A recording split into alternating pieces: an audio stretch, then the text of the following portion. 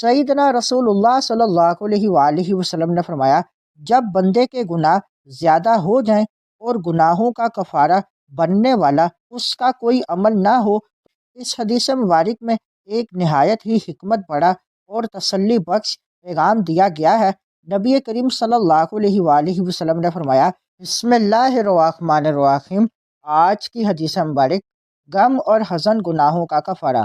مسند احمد حدیث نمبر 25236، مجمع الزوائد حدیث نمبر 17474۔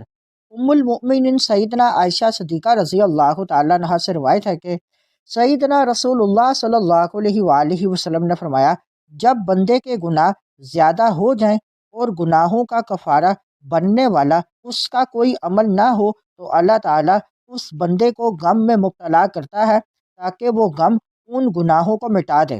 اس حدیث مبارک میں ایک نہایت ہی حکمت بڑا اور تسلی بخش پیغام دیا گیا ہے۔ نبی کریم صلی اللہ علیہ وآلہ وسلم نے فرمایا کہ جب بندے کے گناہ زیادہ ہو جائیں اور ان کے مٹنے کے لیے اس کے نیک اعمال کافی نہ ہوں تو اللہ تعالیٰ اس پر غم، دکھ یا پریشانی بھیجتا ہے تاکہ وہ غم اس کے گناہوں کا کفارہ یعنی بدلہ اور پاکیزگی کا ذریعہ بن جائے۔ غم، بیماری یا تنگ دستی کبھی کبھی اللہ کی ناراضی نہیں بلکہ اس کی رحمت ہوتی ہے۔ مومن کے لیے ہر دکھ، ہر پریشانی، ہر آنسو گناہوں کی بخشش کا ذریعہ بن سکتا ہے۔ آزمائش کے وقت صبر اور شکر اختیار کرنا ایمان کی علامت ہے۔ جو لوگ پہلے ہی نیک ہوں ان کے لیے آزمائش درجات کی بلندی اور قرب الہی کا ذریعہ ہوتی ہے۔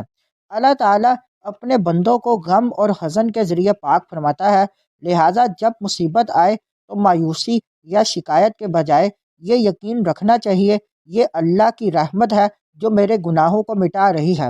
صبر کرو کیونکہ صبر کرنے والوں کے ساتھ اللہ ہے۔ اس حدیث مبارک کو مزید آگے دوستوں تک پہنچائیں۔ مزید معلومات کے لیے ہمارے چینل کو لائک اینڈ سبسکرائب کریں۔